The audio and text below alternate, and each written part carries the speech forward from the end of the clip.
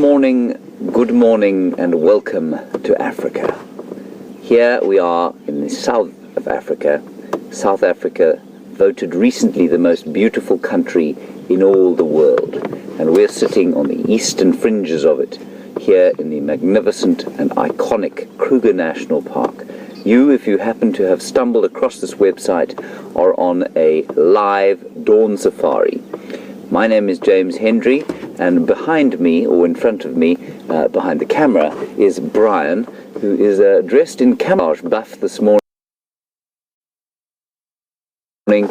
So he has a generally gentle face, but today looks like something of a bandit. Hello, Brian. And then in the final control this morning, we have Tara and Kirsty. That's all we have this morning, because normal vehicle, of course, is, well, let's just not fix it. So you've got my ugly mug for most of the rest of the 3 hours, and you've also hopefully got some animals, so you don't have to look at me the whole time. Scott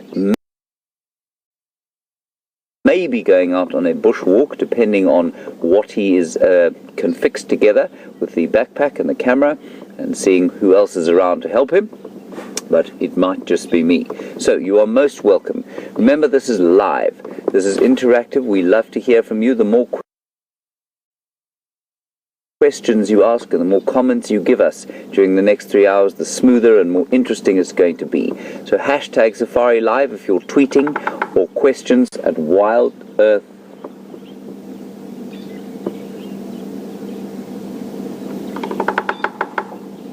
The bearded woodpecker.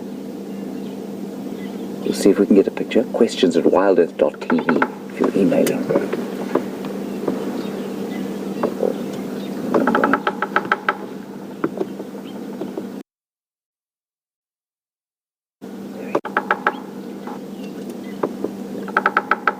That's a territorial tap. He's not drilling for food. You see, he's found a hollow, perfect little drum.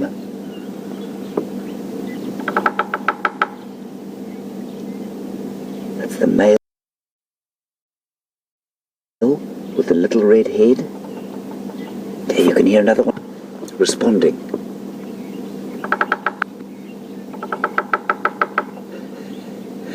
I've never had one so close before.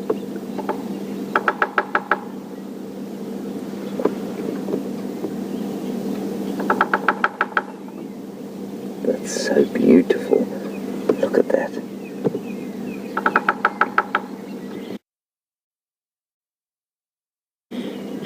The sun is... It's a sort of supposed 14 degrees, but I think it's probably a little bit warmer than that. And 14 degrees Celsius is about 57 Fahrenheit.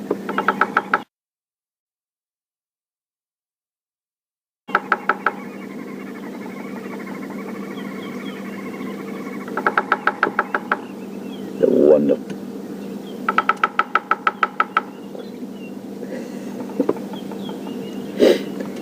I can hear at least another two bearded wood, little dawn territorial there and off over there.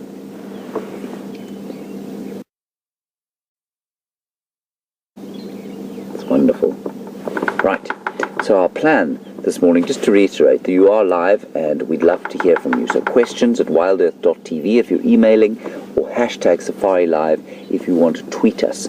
We're on the northern boundary of the little piece of the Kruger National Park that we sit on. It's called Djuma, and there are no boundaries between us and the rest of the Kruger Park, but we are boundaries, of course, that we can't cross, but the animals are free to come and go as they please. So that's where we find ourselves today. And we're on the northern boundary. I did hear some lions late last night. They seem to be a lot further north than this, but we're going to keep following around here, and then we're going to head down towards the western side of the reserve to see if we can find maybe the Nkahuma Pride, which was found yesterday on the western extremities of Djuma. Djuma is about 900 hectares. It's not a huge piece of land, but a really centrally located, perfectly placed spot for some of the action that happens here in the western sectors of the Kruger National Park. Are you ready, Brian? I'm ready, Dad. Here we go.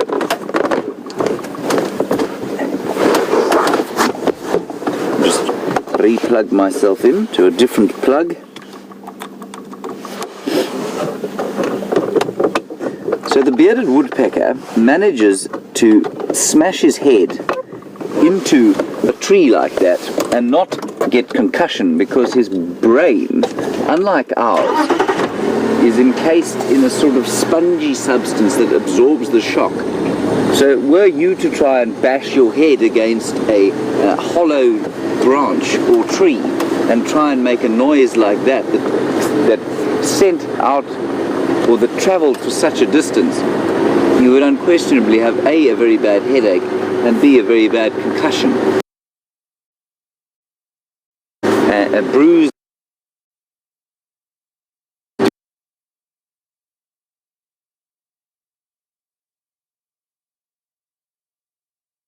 has got the brain encased in a very spongy shock absorbent material so that the brain doesn't become bruised.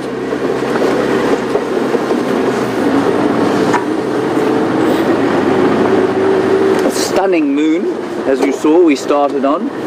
I think it's full, maybe a day or full, maybe, oh look, there's some water.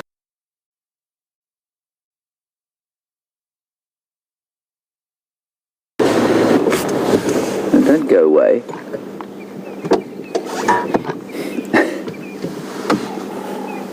Bull.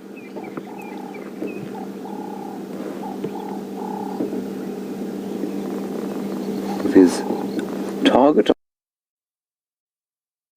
on his bottom. Apparently some sort of following mechanism. May just be evolution's idea of a joke.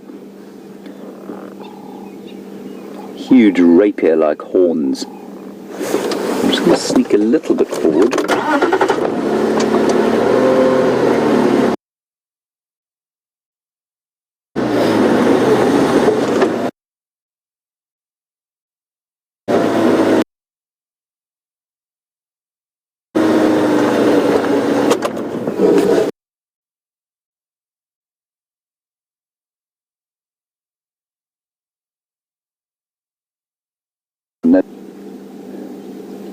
And that in an area like this is not unusual.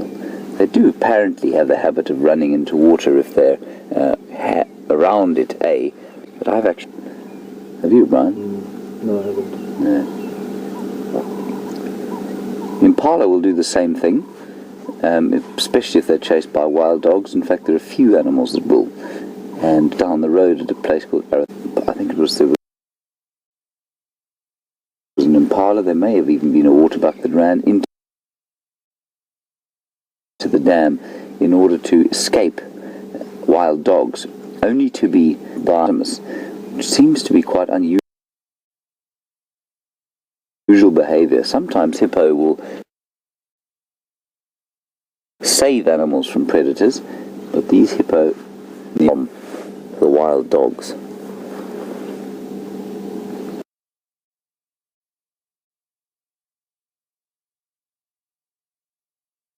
There was an impala. There may have even been a waterbuck that ran into the dam in order to escape wild dogs, only to be bottomless, which seems to be quite unusual behavior. Sometimes hippo will save animals from predators, but these hippo from the wild dogs. It's always a good idea to stop and just have a listen when there's anything going on, especially in the dawn like this.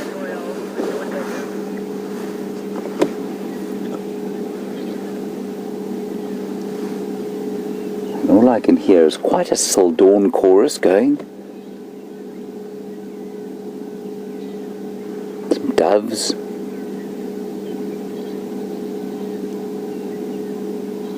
Pearl-spotted owls. Some drongos. Franklin.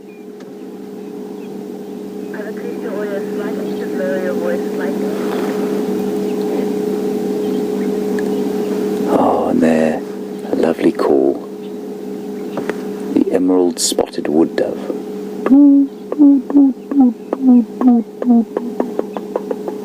Very peaceful sound.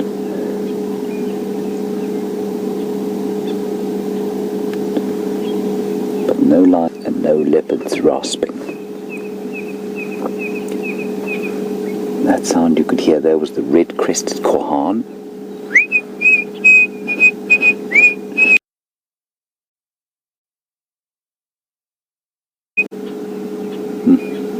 Laughing dove.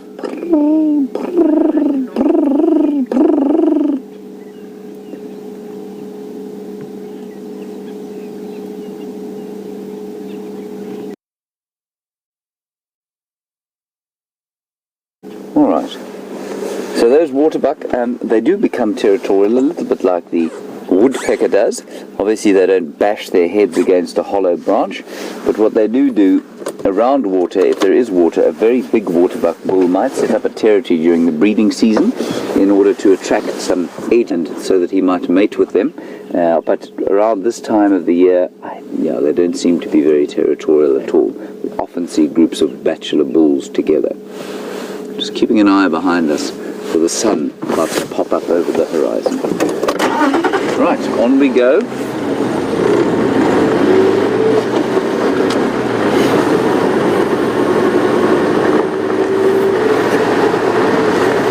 And we do hear a lot of sound, yes, and of course we spend a lot of time looking for predators because they're very interesting and it's always exciting to see the rarer animals. And of course many animals make an alarm call when they see predators. And one of the animals that does alarm call is the waterbuck, and you say you'd like to hear what one sounds like. I'm not going to try and imitate it because of quite a lot of fluid coming out of both my nose and mouth at the same time, and that will be very unpleasant to watch on television or on the computer, especially this early in the morning. But they make a sort of snorting sound like an impala does, not quite as a richer bark as that. They definitely do make a sort of snort. Let us not rise, August, that it is the birthday of the inimitable Brent Leo Smith. BLS to the happy birthday. Happy brave viewer as a presenter, highly enthusiastic fellow. And maybe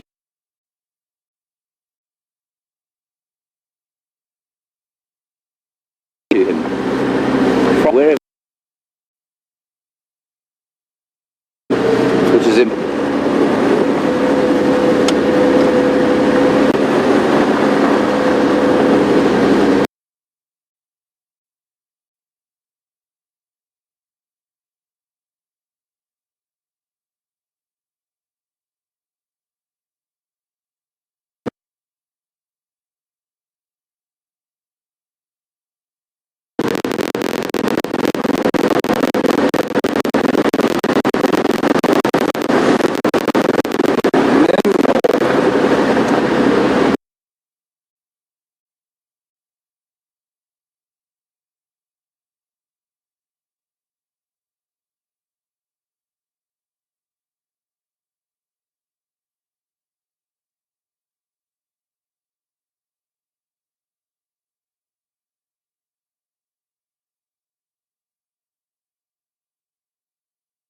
Pretty. There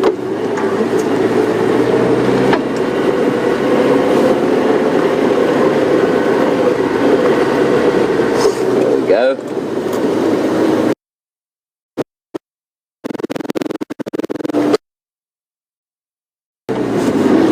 It's rather pretty.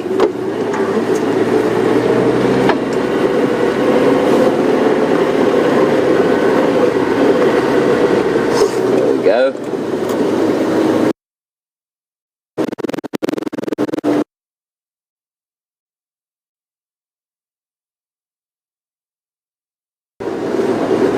Just had a report. Thank you, John. You've obviously keeping an eye out on all the fora. Tracks of a male leopard going down this road here. That's quite nice. We're just going to follow slowly while I keep telling you what's going on. It would seem that the Birmingham Boys, now they are 5 young male lions trying to take over this territory. They managed to kill one of the Styx lionesses yesterday. They've already killed one of the Nkuhuma lionesses, which is, and the Styx pride, of course, operates mostly to the south of us, but we do see them every so often. They've killed one of the lionesses. Apparently the cub, that they have killed 2 out of 3 cubs. That cub is still alive, so probably not the mother of the cub that was killed. And this is not entirely unusual, but it's not the norm for them to go about killing the cubs, so killing the lionesses. So a rather strange update there, and yeah, it's very difficult to explain why they would do that unless it was over conflict over food, or perhaps she was trying to defend the cub.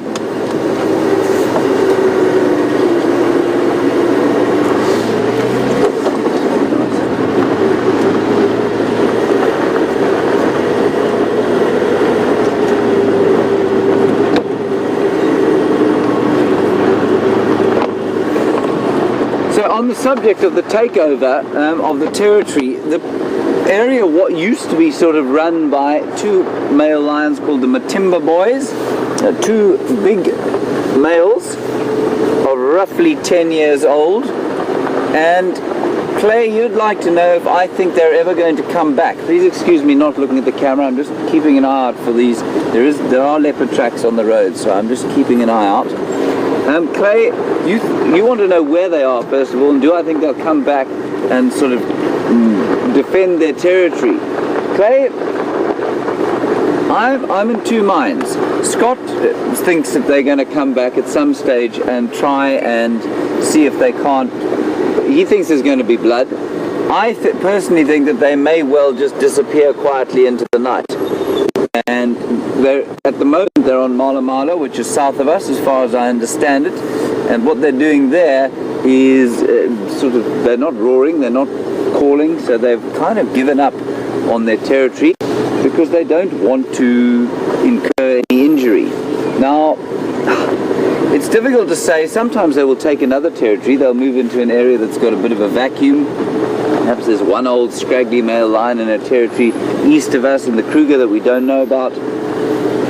I know that the Majinga Lion Coalition, which has been operating much of the Sabi Sands for the last little while, is now starting to age. So maybe there is space for the Matimbas further south. I personally don't believe that they're going to come back here and try and take the territory back. So, Clay, that's what I think is going to happen. I think they're going to